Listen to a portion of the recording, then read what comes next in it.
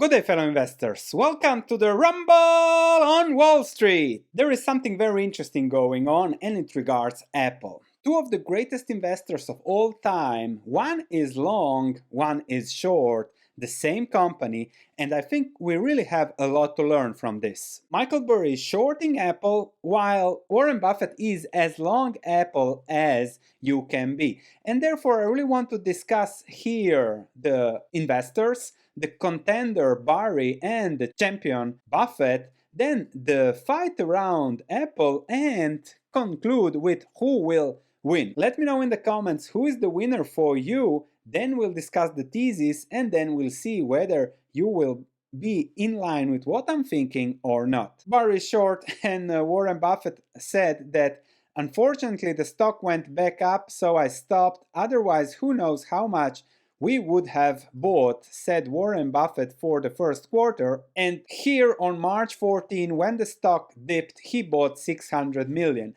I'm really looking forward to the next 13F to see how much he bought, as it is cheaper and cheaper while Michael Burry shorted, and for now, from this perspective, he is the winner here. But before getting into the fight, let's discuss the heavyweights here. First, we have Michael Burry. You might know him from the Big Short movie, and he had great investment returns over time. So he started as a blogger and then really did good over the blog, and then that led to investors' interest, and he started Sion Capital at the peak of the internet bubble. He used his inheritance and took loans to start the venture, and then immediately did really well, 55% in the first year.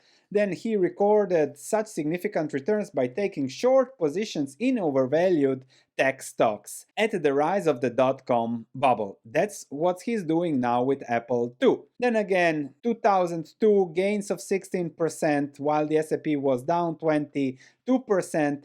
Then what we all know him about was that he started shorting the housing market, and therefore he got into the movie. He made a lot of money, so 100 million personal gain, and his investors made more than 700 million. So over less than 8 years, the return was over 489%. So after expenses and fees, so really destroyed the S&P 500 by doing approximately 25% per year. Then he closed the venture, retired, and he came back in 2012 discussing water investments, but he is still doing good. On the other hand, we have Buffett, that has been around for like ever. For Buffett's performance, you don't have to look far. Just go to the first page of Berkshire annual report. You can see year by year from 1965, the average gain is 20% compared to the market 10.5%. So he did double than the market over more than 50 years. That is something remarkable. Therefore, Buffett is the champion, but Burry is now the contender. And now the fight is on Apple. If we look at Apple's stock price over the long term, it really did well with the iPhone, and since 2019, the Chinese scare, it really boomed to exuberant levels for such a big company, up 364% in just 3 years. And Michael Burry really nailed here the peak to go short, and he made money, so nobody can argue against that. But let's see deeper what he did. So Michael Burry placed a 36 million bet. Okay, he has 206,000 shares under put options. So see, he went short by buying put options, as we can see here. And we unfortunately don't know how much he paid, what is the expiry, but if we look at the option chain, let's take, I don't know, something like a year ahead, June 2023, and then let's just look at the option, the put option here. We can see that over the last time, if he had a year left for the expiry, he more than doubled his money on those put options. So we don't know what he bought, but we might see in the future when he realizes it or something how much money he made. Really, really remarkable that he already made money shorting Apple. If I divide 206,000 with his position, that's 168. Now the price is already much lower. So a big bet for his total portfolio value reported of just 125 million. On the other hand, Warren Buffett bought more shares, and it is a huge position with his 291 billion portfolio value. 40% of his portfolio is what Buffett has in Apple. Now, who's the winner here? The surprise you might receive for me is absolutely both. Michael Burry does his own thing, shorting things that he thinks are relatively overvalued. Because if we look at Michael Burry's portfolio, so he is long many things. Also, he is long tech, he is long Google, he's long Facebook. So he is pretty long, and that's how he plays the game.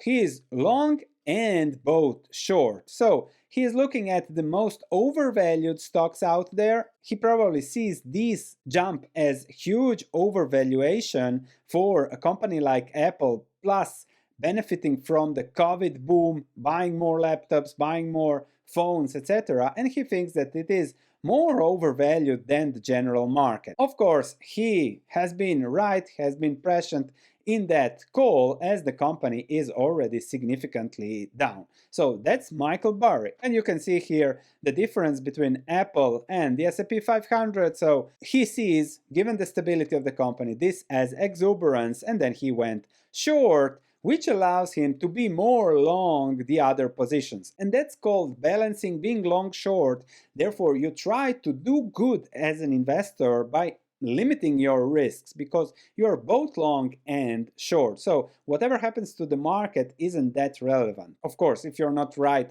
on all sides like Burry is. But then, why is Warren Buffett buying more? There is an itsy bitsy thing called size. The first thing is, if we look at Warren Buffett's portfolio, he owns 117 billion just of Apple. That is really crazy, 40%, and the portfolio is huge. Michael Burry owns 125 million of stocks, which is really something very small compared to Buffett. So he can be faster, nimbler, he can move like nobody will notice his moves, and that's what he is doing.